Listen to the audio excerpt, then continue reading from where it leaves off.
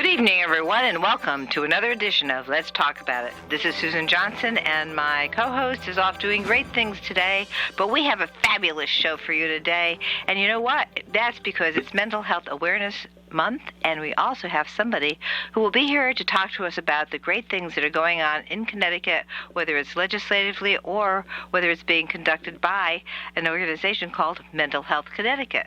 And it's run by Luis Perez, and welcome to the show, Luis Perez. Thank you very much for having me, Susan. And so tell us a little bit about your background, and I know you're a licensed social worker, and also you run this organization, so tell me a little bit about how this came to be. Absolutely.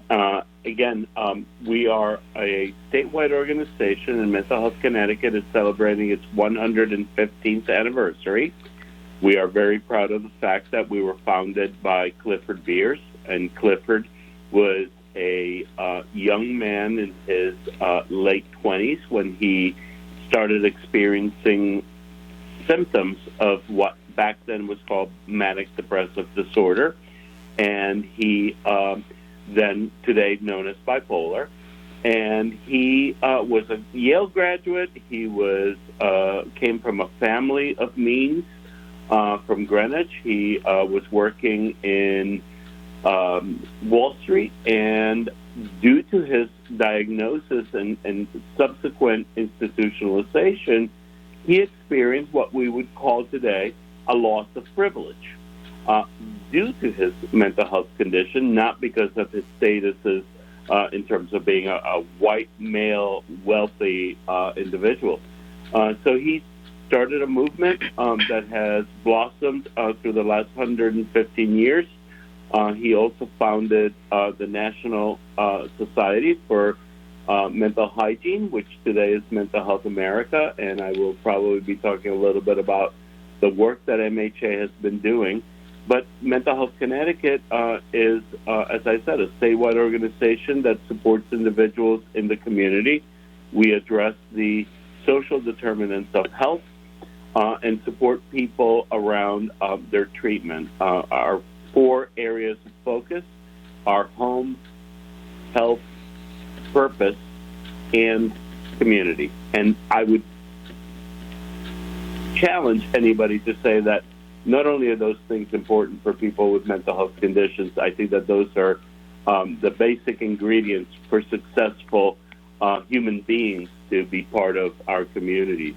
I'd have to agree with you 100%. I think that's a good way to summarize what it is that each aspect of how we live, where we live, what we do is going to be addressed and has to be as we move forward in our society, and I think as our society becomes more civilized, at least we hope, that these things would develop into things that can be used by every single person, no matter where they live.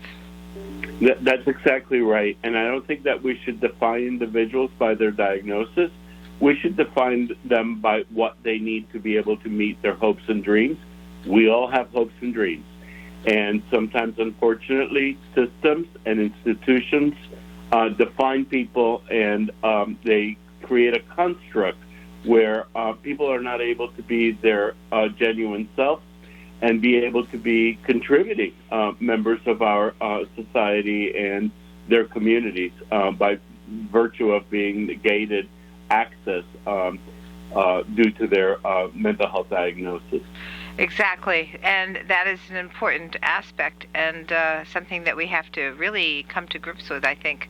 And I just want to take this over maybe a bit toward how we deal with behavioral health situations in our schools, because I think a lot of that, when you talk about community and health and home and even purpose, particularly purpose perhaps, how the school system is dealing with behavioral health with special education is something that is different in every single community somehow, and sometimes because of the funding that the state provides and the federal government provides.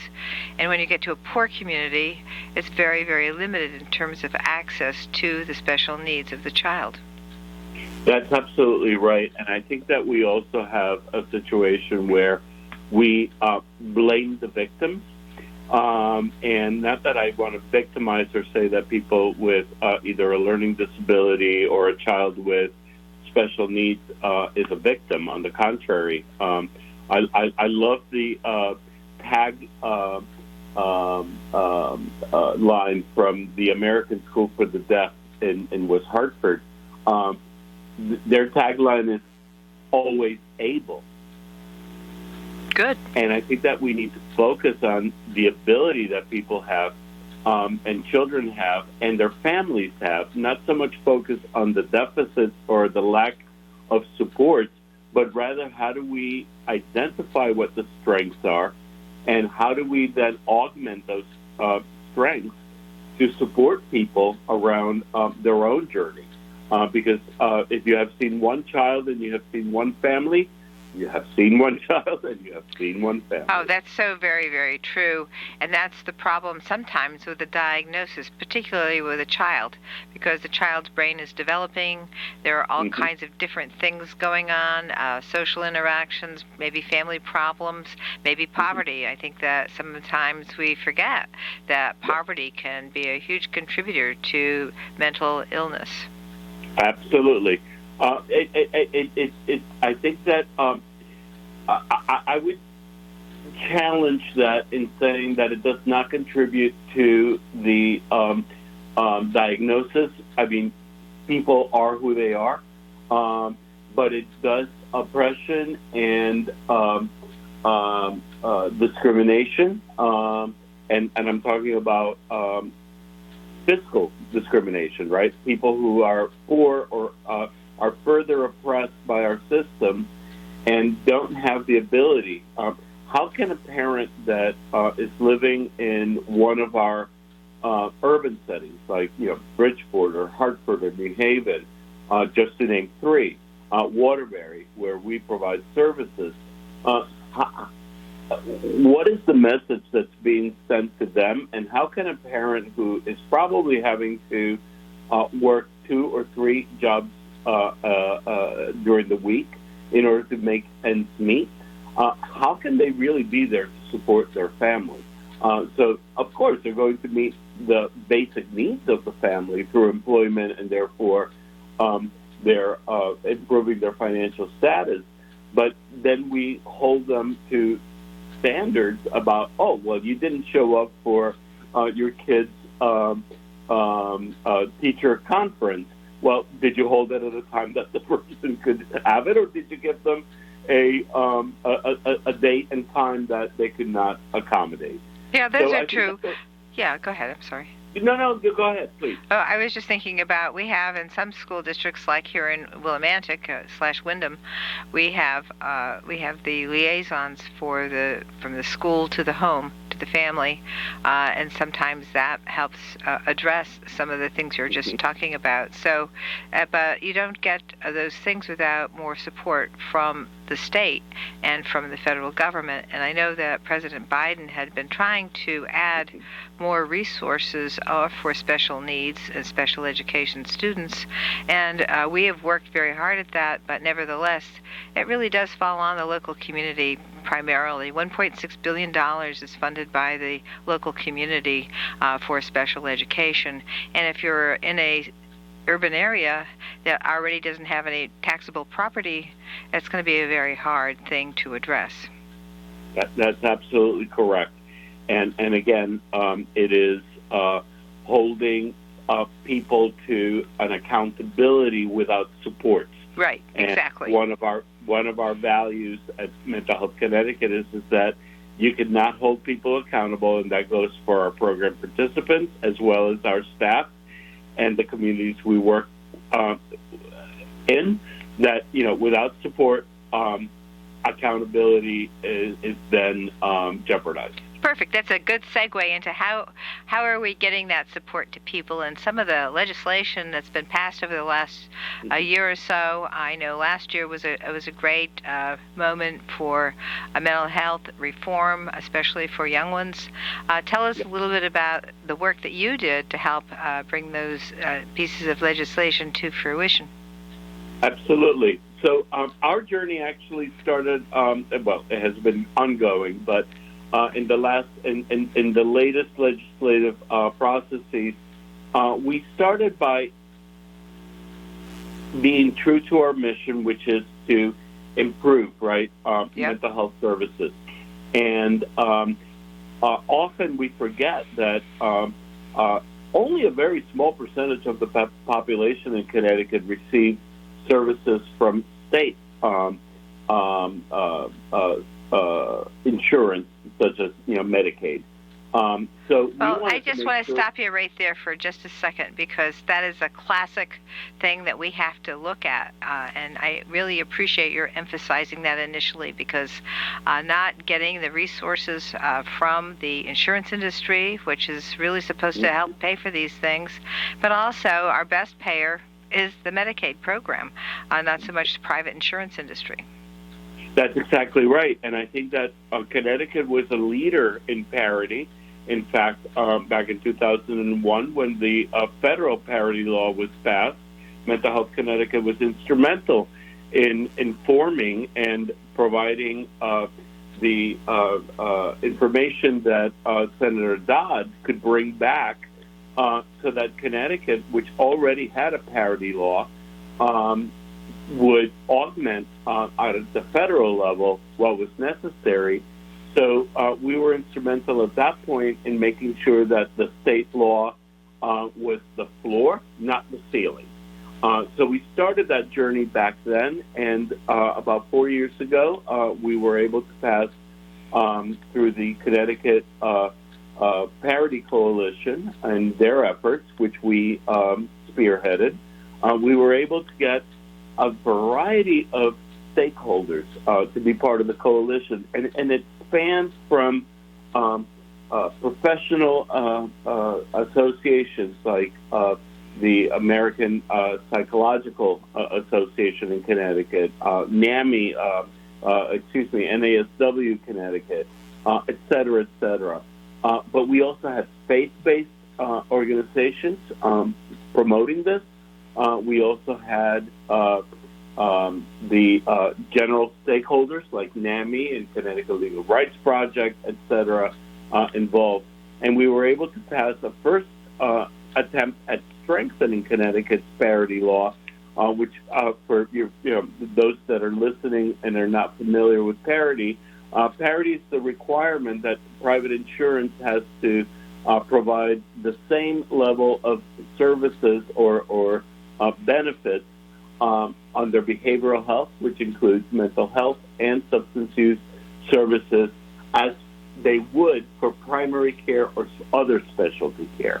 Yeah, so let me just emphasize that a little bit, because I think that if you go to the doctor because you fell and broke your hip, you know that you know what the treatment's going to be, and depending on your overall condition, you could have heart disease or not, or you could have diabetes or not, and so the length of time and the type of treatment you're going to get is going to be based on your overall condition. Now, I think that can be applied to the same circumstance with respect to people who have a behavioral health diagnosis, depending on the level of, say, the bipolar disorder or the schizophrenia. Those kinds of things also, you would have a different level in each case. Nevertheless, there is a way to make a determination as to what would be necessary. And these are lifelong situations. They're not something that goes away like a fractured hip. But nevertheless, having the treatment that's available to them, and you can correct me if I'm wrong, should be fairly well standardized depending on the level of care and the period of time and the stressors that the person is undergoing.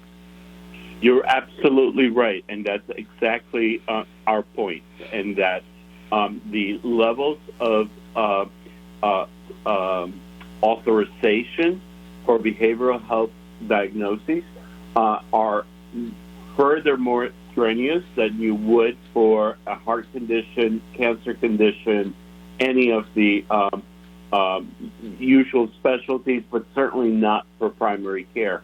And yes, those are conditions that are much more debilitating, if you will, Although I know people that with those kinds of conditions, including schizophrenia, who are incredibly able and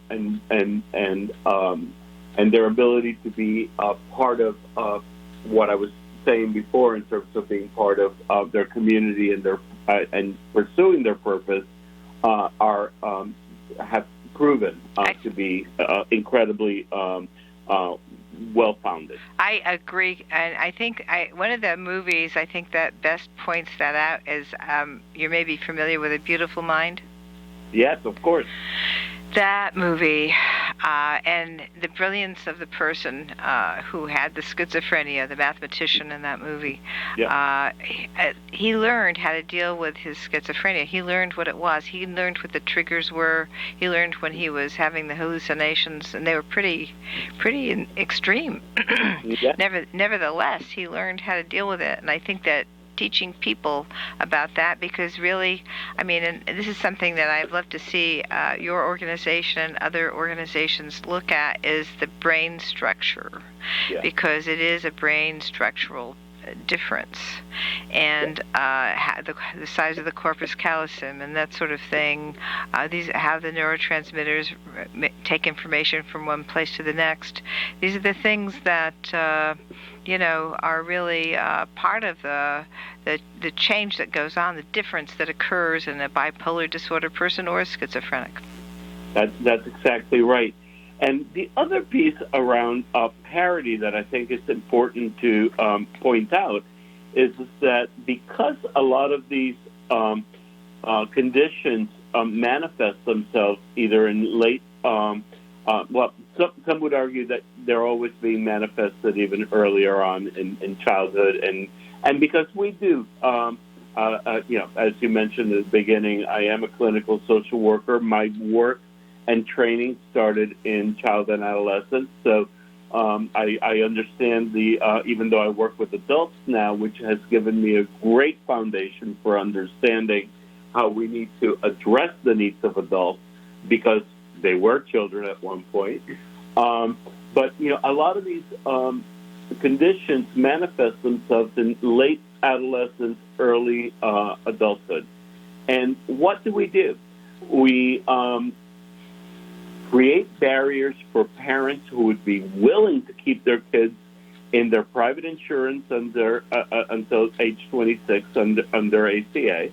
And yet we tell them, no, you can't access, or their insurance carrier says we can't access. What's their option? Their option is to drop them, put them on Medicaid. In order to put them on Medicaid, we are now having to deem them disabled. So what is the message that we're sending these young people who still have hopes and dreams?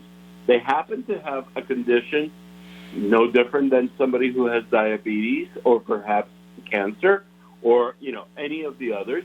And we're telling them, we're going to disable you. Don't worry about it. You're going to get a check every month. We're going to get... It is so antithetical to the development and the developmental stage that they're in terms of being able to hold themselves and grow into adulthood. You just described... I'm sorry. Go ahead. No. So it is by the way, it's not only horrible for the individual, but it's also cost shifting, because now the state has to assume that liability. Well, yeah, and then the state shifts it to the local municipality.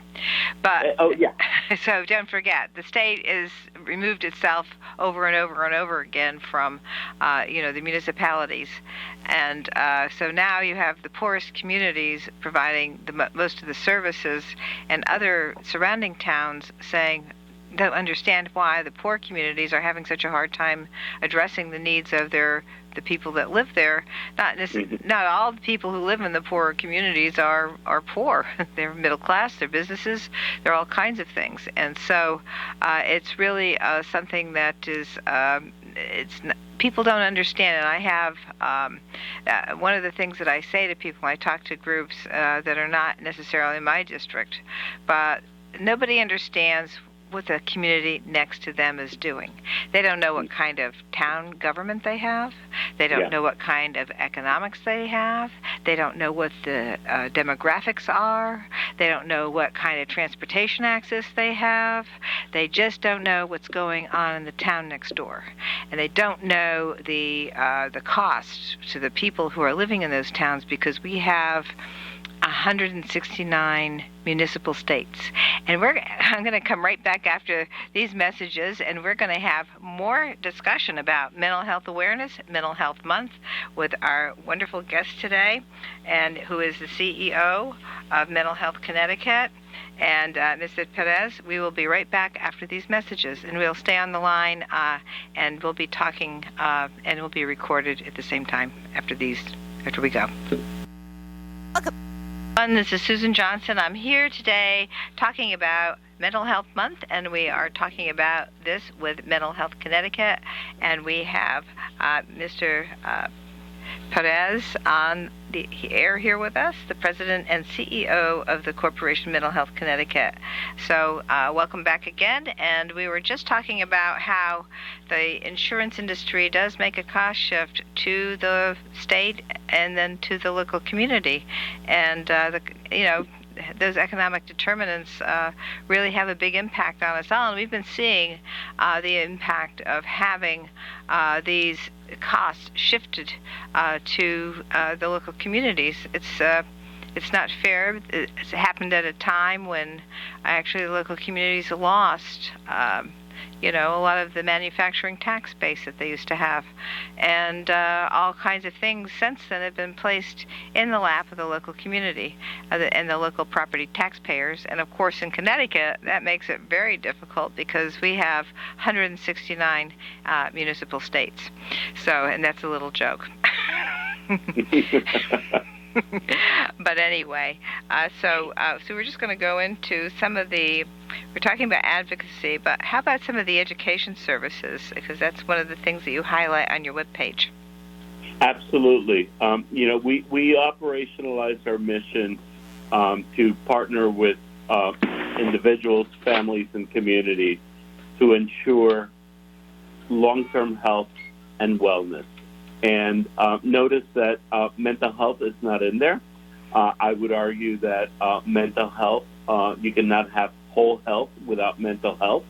And I informed that because several years ago, we had the unfortunate experience in our family that my sister was diagnosed with ovarian cancer. Now, for those who don't know, only 4% of women with ovarian cancer are able to are survivors of that cancer and be able to go into remission. And it's been, I believe, 17 years since that diagnosis and 10 years of remission. Wow. And the one thing that she was advised, and again, privilege and is important. Her husband's a physician with, at that time, the St. Francis Network, and so they had a great cancer center that served her very well. But her first question was, oh, gee, should I go to Massachusetts? Should I go to New York? And they said, no, we have access to the latest technology we share with other cancer centers in terms of treatment. The most important piece is your support network. Absolutely. People that survive, right? Yeah. And are able to overcome is because they have a strong, stay here, you have a strong network, you have good support, and here we are. So I informed that from that perspective, and I think that it is important for us to remember that many people, and the trajectory, while I don't want to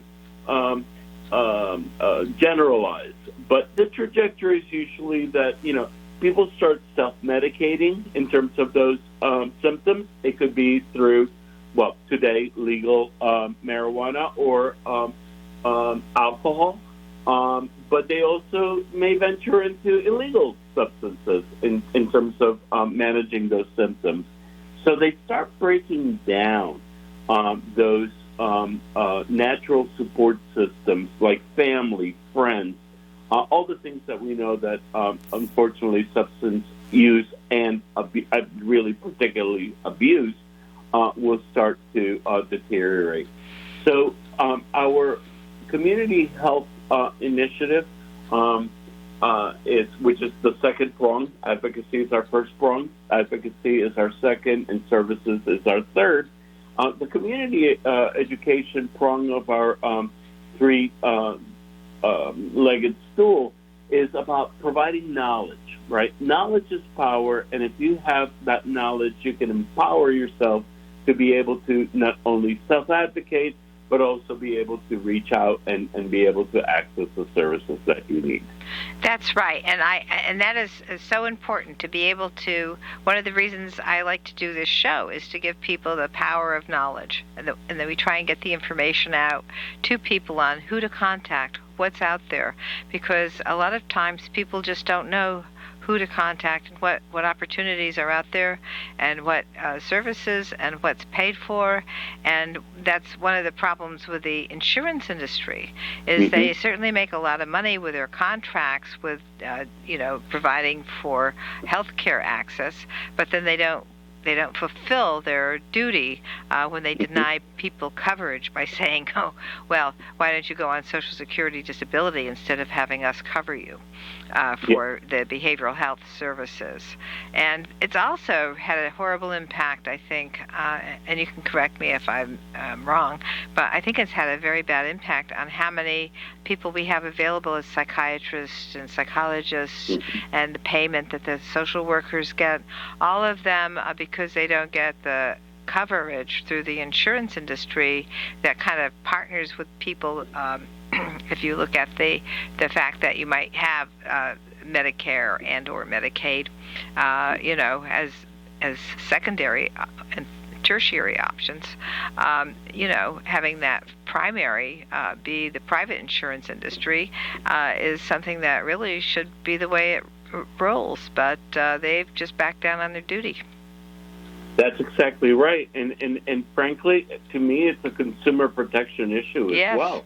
Well, actually, let's not confuse the Department of Consumer Protection with the Insurance Department, because the Insurance Department actually is in control of whether or not the insurance industry is in compliance with the contracts that they have, either with a business or with a private individual or under the Affordable Care Act. So that's where people go with their consumer complaints. And let me just add one thing that's been a particular point of annoyance to me, and that is the fact that the Unfair Insurance Practices Act does not apply to workers' compensation. And so this is something I've been trying to change for years and years. And what happens is if you get an injury at work or you suffer from post-traumatic stress disorder, we have to go somewhere else to try and get the coverage for that. But workers' compensation will not provide this coverage possibilities, and also they have a spider web of appeals processes that favor the business over the person. No, that's an excellent point, and no correction there. Thank you. You're obviously very well informed and an incredible advocate for your constituents. Thank you for that. I appreciate that. Well, we don't always have these conversations in such a amicable way, so it's nice to find a good ear. Well, I'm going to have you back then. Oh, totally. And I would like to take this opportunity to thank you and Senator Summers for agreeing to co-chair Connecticut's newly formed Mental Health Caucus. Connecticut is joining 6 other states, being Colorado, Louisiana, Massachusetts, Minnesota, New Mexico, and Oregon, in having a mental health coalition or a caucus, and your leadership is greatly appreciated. And it is so refreshing to see a bicameral and bipartisan approach, because let's face it, whether you're a senator or a representative, whether you're a Republican, Independent, or Democrat, or whatever other party affiliation, mental health does not discriminate. We're human beings, and we are going to feel the effects of mental health. Take a look at what's happened through the pandemic, right? If there's the unfortunate, consequences of the pandemic, the lives that were lost, both here in Connecticut and nationally, are staggering.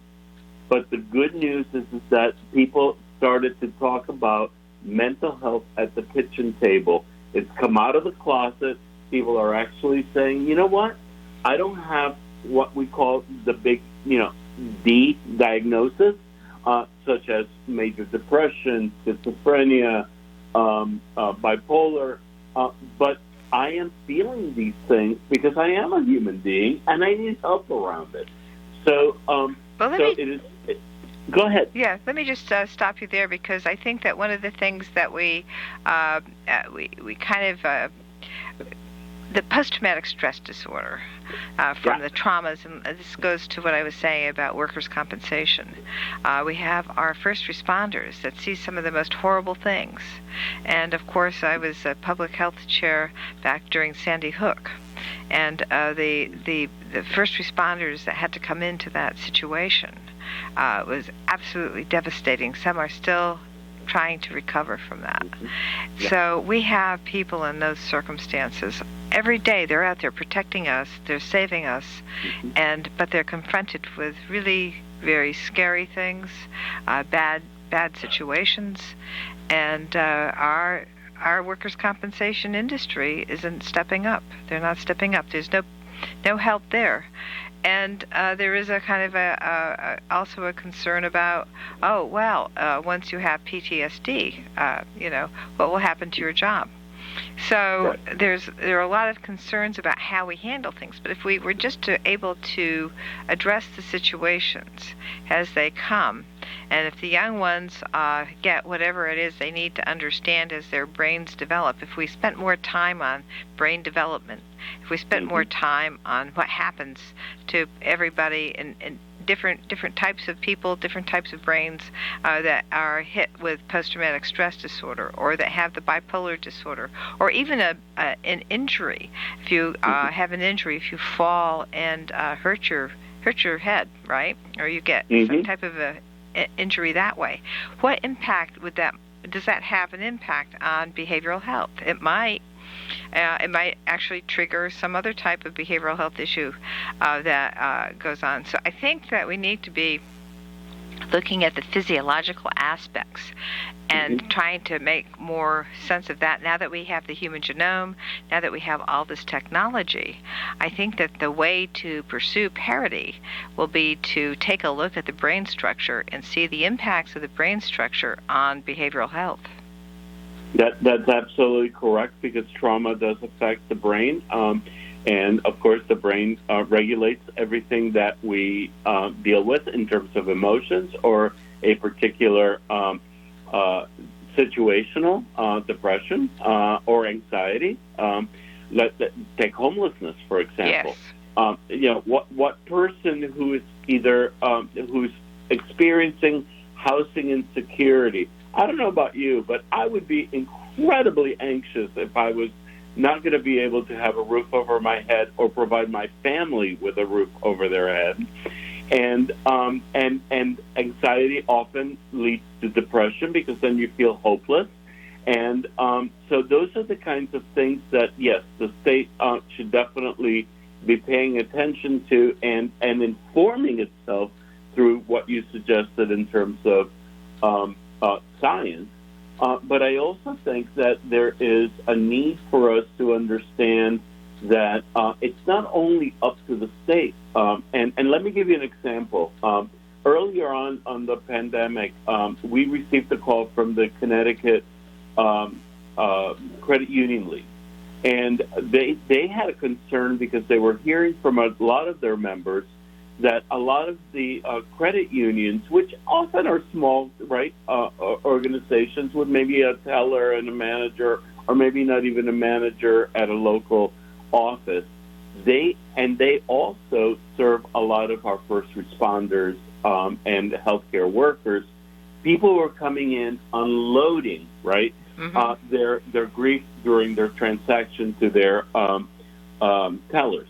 Right. But the tellers were not able to or felt fit to be able to respond to their customers who they have known and wanted to show empathy. So we put together a series of webinars so that not only were they being given the tools to be able to address what was presented to them by their customer, but also in terms of self-care, what we in the industry call compassion fatigue. So we gave them the tools to be able to also take care of themselves. Parallel process. But it's a great example of how private organizations or businesses can take care of their employees. And so the return, another example is the return of people that were balancing perhaps taking care of an elderly member of their family, schooling at home, working from home, and the return back to the workforce as we are moving away from virtual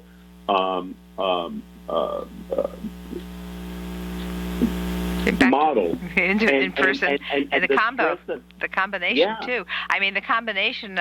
We are just transitioning in the legislature over the last year, and we have had virtual. Now we've combined virtual with in person, and it is in some ways more convenient, but in some ways it's actually more demanding. So it is kind of an interesting transition that we're going through with the change, and I think you might agree with this. Also, the fact we've been through this COVID situation. Now we have COVID as part of our life, just like we have to be careful of it. I think that the loss of family members or the loss of time with the grandchildren or whatever other losses we've incurred, these are things that will stay with us, and this is something that we've shared as a society, but there's been a lot of resistance and understanding just exactly what this trauma has meant to us as a society, and how we can come together, at least understanding that it was a problem. Yeah, no, that's absolutely right. And again, as an organization that has been around for 115 years, and we have evolved, we evolved one more time, and we pivoted, and we were able to not only meet the needs during this pandemic, but on an ongoing basis, we have established a new program called the MHC Collaborative, which is to work with employers who are self-identifying, right, as great. My workforce is important to me, and mental health in the workforce or in the workplace is an important thing. So we have started this new program, and it has so far. We started it in July of this past year, and we have had great outcomes in terms of people reaching out and saying, we want to address our workforce. So I think that there's hope. There's hope there, right? Yeah, there is, and I think that you're going to see that the employers that do take that on will see a big increase in productivity. We're running out of time, but before we go, I just wanted to thank you for your work on CHESS, which is helping the homeless get housed, and the fact that Medicaid can help pay for some of those costs. That's exactly right, and again, this is a program that started in a pilot. I give the Department of Mental Health and Addiction Services, and in collaboration with the Department of Housing and DSS, great credit, because they identified that there was a gap for those individuals that would normally go through the Coordinated Access Network, which is the 211 info line assistance for securing housing and supporting people, but there were people that needed a little extra help, right? A little more case management, and the CHESS program addresses exactly that. Yep. And again, Mental Health Connecticut is a proud member of the CHESS provider system. Well, I just can't thank you enough, Luis Perez, for being on Let's Talk About It, and I hope you're able to come back and join us again and tell us about the updates and perhaps how well we do at the end of this session with 5001. House Bill 5001 is coming up, and it should have a more positive impact and kind of include that progression that we need to see in our society. So thank you so much. This is Susan Johnson on Let's Talk About It. Next week we have a great show, and next week also we'll be talking to Joe Tominelli about Veterans Memorial Day.